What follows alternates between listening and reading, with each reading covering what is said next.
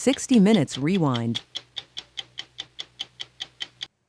Next Sunday on CBS, the Super Bowl will, for the first time, be held in Las Vegas, a fitting venue given the prominent role gambling plays in sports today. America has recently brought its age-old love of sports betting out of the shadows and onto our phones, and this has created an all-time mismatch, pitting man against machine. Gamblers, overwhelmingly young men, versus gambling companies armed with sophisticated AI, data, and engineering, enticing fans to make snap bets not just on games, but on every play within games. The early results? Billions for gambling companies, leagues, and state governments, and a growing population of sports bettors struggling to defend against the rush. Boston is nothing if not a sports town. Celtics! And when there's a game, odds are good there are guys like Billy, Andrew, and John at the local bar. He's waiting for the cameras. No. They grew up playing hockey together. Now, in their mid-20s, they bond over beer, wings, trash talk, and lately, a new fixture of the fan experience. What do you guys bet on? Football or hockey? Do you have a team? Bruins, Patriots. So you want to lose money, you bet on the Patriots. Winning and losing money. For millions of fans like these guys, it's one more reason to watch and enjoy sports. Big news! During games, promotions for sportsbooks like FanDuel and DraftKings are everywhere. Bet $5 to get $200. A 2018 Supreme Court decision opened the door for states to legalize sports betting. You want the spread or the money line? Tantalized by new revenue, 38 states and counting have done just that. I'll take the Pelicans. And Americans have spent more than $250 billion sports betting. That's the GDP of Greece. Leagues have cashed in. Networks, too. Man, I got to teach you how to gamble. For decades, odds and point spreads were forbidden topics. Now, ESPN has its own sportsbook. Called it, baby. Full disclosure, when I work at the Tennis Channel, I sit here. The DraftKings Fund, download the app. So right now, I'm just looking at the... Back at the bar, casual social bettors like Billy, Andrew, and John revel in their wins. What'd you throw down? $8 for $347. So you won 300. You won. Yeah. Wait, you won that much? It's still early innings, and remarkably, there is no federal funding for gambling research, so data is scarce. But survey after survey confirms that of the 50 million or so sports bettors in the U.S., men under the age of 35 are far and away the biggest demographic. For decades, leagues feared gambling would corrupt competition. So far, that crisis hasn't happened. But the last 5 years have given rise to a surge in young gambling addicts. Joe Rosillo, now 26, says his problem started in high school. Then, in 2022, sports betting apps came to his home state of New York. What impact did that have? It had a big impact. I've worked my whole life, so I got a check every week, but it would deposit right into whatever app I was using. Were you interested in the game itself? I am a sports fan, but as the years grew on, you become less interested in the game itself and more interested in the result. And who needs a bookie when a fresh bet is just a swipe away? You know, you can wake up in the middle of the night, take your phone out, set an alarm for a match, maybe overseas or something like that. I would place a bet on anything, anywhere, at any time. He'd sneak in bets at family functions. He'd delete the apps one day, reinstall them the next.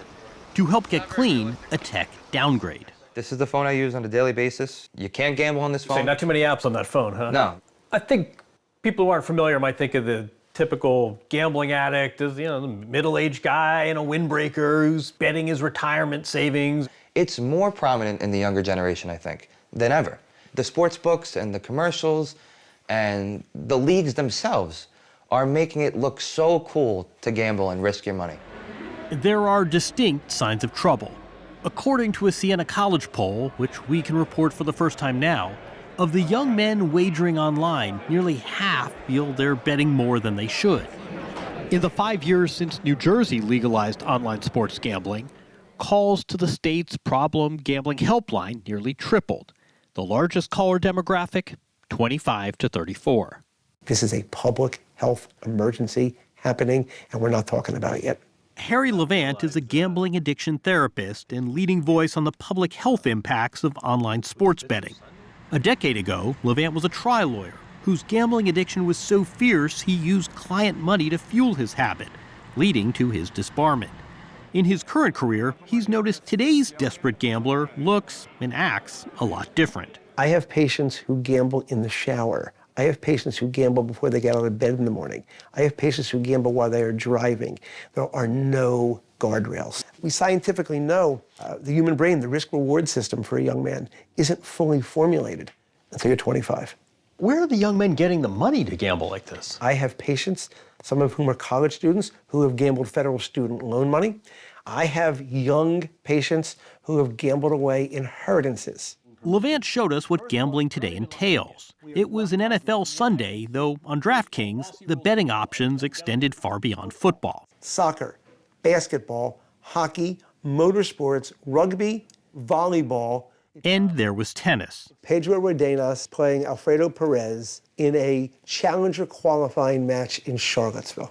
Those are two names I've never heard before. Who is betting on this match? Two guys who are nowhere near the top 100. Because, John, this is not about tennis. They're not designing them for the fans of qualifier tennis in Charlottesville. They're designed for people who want more action.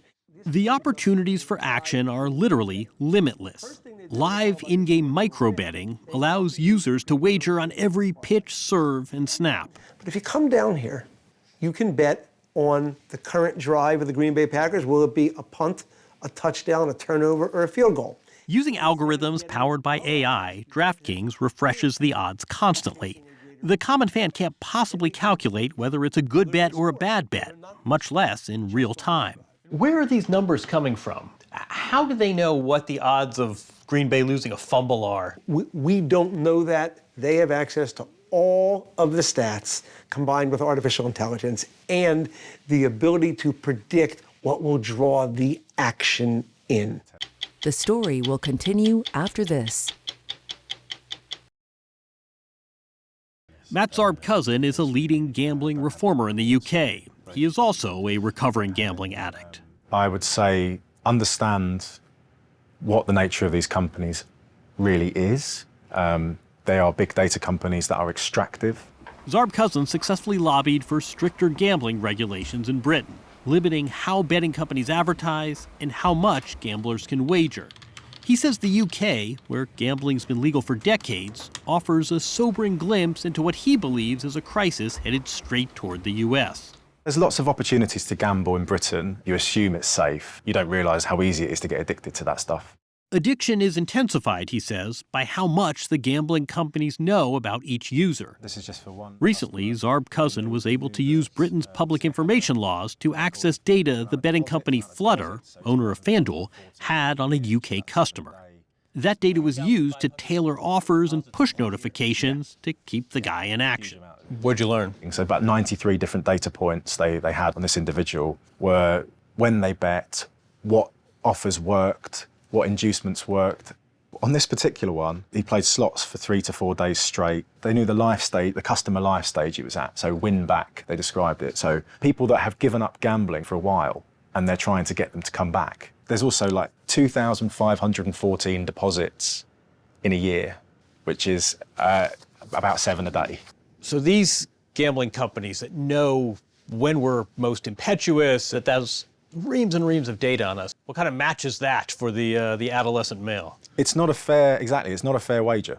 Do they have enough data to pinpoint potential problem gamblers? Oh, without a doubt, yeah. They know the people that are addicted.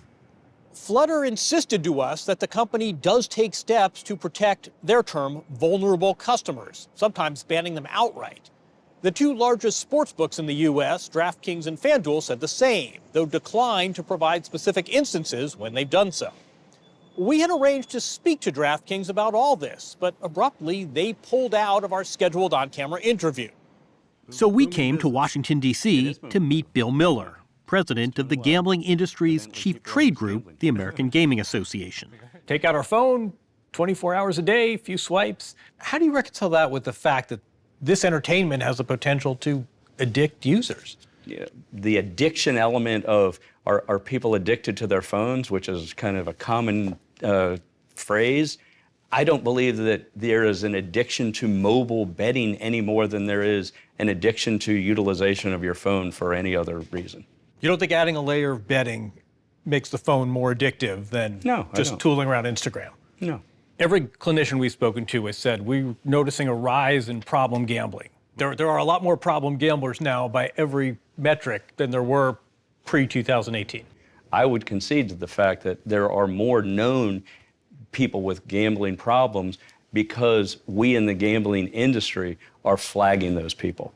The illegal industry doesn't flag any of them. Miller told us sports books look at betting patterns to spot problem gamblers, but acknowledged that a uniform, industry-wide policy on that is still a work in progress. There is problem gambling.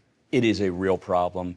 Whether it's gotten bigger or it's just become more noticeable because sports betting is legal, I think is an unknown. Really? My view absolutely is we need to make sure that we're giving people the resources they need to mitigate this issue. Yet, given all the high tech designed to get gamblers onto the sportsbook, for those seeking to quit, they're often directed to a glaringly old-school solution, a 1-800 number. $150 bonus to get It is a dangerous approach. Why? Because it takes the entire onus, puts it back on the individual. To take an addictive product like gambling and microbetting, deliver it in light speed with the use of artificial intelligence, and then say to people, but now use this responsibly, it is wrong. And it's very similar to what happened with tobacco. Harry Levant doesn't make that analogy casually. Recently, he paired up with Dick Daynard, a law professor at Northeastern University, an architect of the first major lawsuits against the big tobacco companies. Along with Mark Gottlieb, another public interest lawyer at Northeastern, they are preparing to wage war against mobile gambling addiction. You made a name for yourself fighting big tobacco. What do you see as the overlap? I mean, first of all, we're dealing with an addictive product. We're dealing with an industry that will still defend sometimes on the basis that it's really the smoker who's making the choice. So we have that exactly with the gambling industry. Following Daynard's tobacco playbook, in December they filed the first in what they say will be a series of lawsuits, suing DraftKings in Massachusetts for deceptive advertising, claims DraftKings says it, quote, disagrees with. The group is also lobbying Congress to enact federal regulations. They say the current mishmash of state-by-state policies just isn't working. This is not the temperance union and you're trying to outlaw gambling. We have seen, certainly with tobacco, a lot of rules to control the way these products are promoted.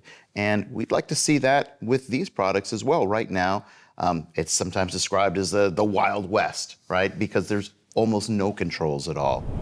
Safe to say, when the Supreme Court opened the floodgates to sports betting in 2018, it didn't anticipate AI-powered odds on every snap or tailored push notifications engineered to keep bettors betting. That decision was only 5 years ago. I know, that's the frightening thing. What's it going to look like 5 years from now? I think these products have the potential to become significantly more addictive and dangerous in a very short period of time.